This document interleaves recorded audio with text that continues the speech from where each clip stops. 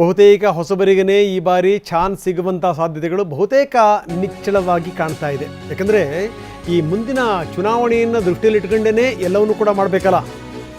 ಹಾಗಾಗಿನೇ ಹಲವಾರು ಮಾನದಂಡದ ಬಗ್ಗೆ ಚರ್ಚೆ ನಡೆಸಲಾಗ್ತಾ ಇದೆ.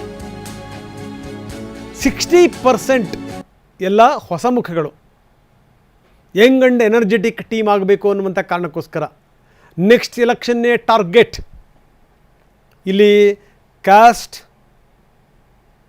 ಇದೆಲ್ಲದರ ಜೊತೆಗೆ ಜಾತಿ, ಜೊತೆಗೆ ಸಮಾಜದ ಸ್ಥಿತಿಗತಿಗಳು, ಅವರ ಓದು ಬರಹ, ಅವರ ಹಿನ್ನೆಲೆ ಎಲ್ಲವನ್ನೂ ಕೂಡ ದೃಷ್ಟಿಯಲ್ಲಿಟ್ಟುಕೊಂಡು ನಿರ್ಧಾರಕ್ಕೆ ಬರಲಾಗುತ್ತೆ. ನಿನ್ನೆ ಕೆ.ಸಿ. ವೇಣುಗೋಪಾಲ್ ಜೊತೆಗೆ ಇದಕ್ಕೆ ಸಂಬಂಧಪಟ್ಟಂಗೆ ಸುದೀರ್ಘವಾಗಿ ಚರ್ಚೆ ಆಗಿದೆ. ಇದೇ ಮಾನದಂಡವನ್ನು ಆಧರಿಸಿ ಪಟ್ಟಿ ಸಿದ್ಧವಾಗ್ತಾ ಇದೆ. ಯಾಕಂದರೆ ಮುಂದಿನ ಚುನಾವಣೆ ಗೆಲ್ಲಬೇಕಲ್ಲ. ಕೊಟ್ಟರಿಗೆ ಅವಕಾಶವನ್ನು ಕೊಟ್ಟರೆ ಏನು ಮಾಡೋದು? ಎಲ್ಲೂ ಕೂಡ ಅಸಮಾಧಾನ ಆಗಬಾರ್ದು.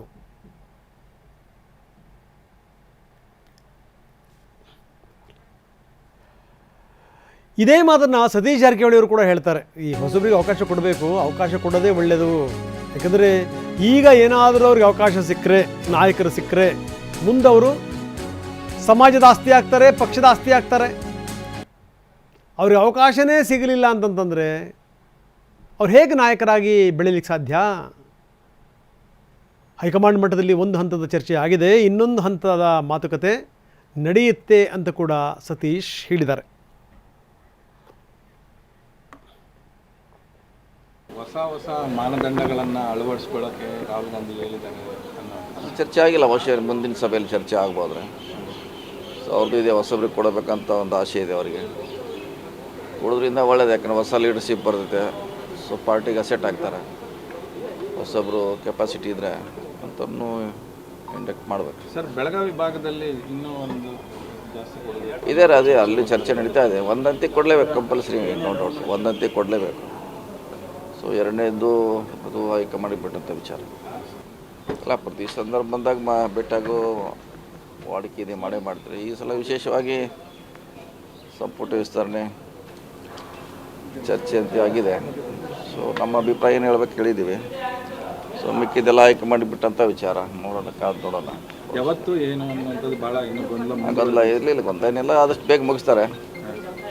ಒಂದನೇ ಹಂತ ಪ್ರಾರಂಭ ಆಗಿದೆ ಚರ್ಚೆ, ಎರಡನೇ ಹಂತದಲ್ಲಿ ಇನ್ನೂ ಒಂದು ಚರ್ಚೆ ಅಂತ ಇನ್ನೊಂದು ಆಗಲೇಬೇಕು, ಇನ್ನೂ ಚರ್ಚೆ ಆಗಲೇಬೇಕು. ಆದಷ್ಟು ಬೇಗ ಮಾಡ್ತಾರೆ. ಸೊ ಮಾಡೋದು ಒಳ್ಳೆಯದು ರಾಜ್ಯದ ಹಿತದೃಷ್ಟಿಯಿಂದ. ಸೊ ಕಾದು ನೋಡೋಣ. ಸೋಮವಾರ ಮಂಗಳವಾರ ಅಷ್ಟೊತ್ತಿಗೆ ಆಗ್ಬೋದಾ ಸರ್? ಗೊತ್ತಿಲ್ಲ, ಬಟ್ ಬೇಗ ಮಾಡ್ತಾರೆ ಅಂತ ಅಷ್ಟು ಗೊತ್ತಿದೆ. ಅವಾಗಂತೂ ಗೊತ್ತಿಲ್ಲ, ಅಷ್ಟು ಬೇಗ ಮಾಡಲೇಬೇಕು. ಚರ್ಚೆ ಪ್ರಾರಂಭ ಆಗಿದೆ, ಇನ್ನು ಕಂಟಿನ್ಯೂ ಮಾಡ್ತಾರೆ.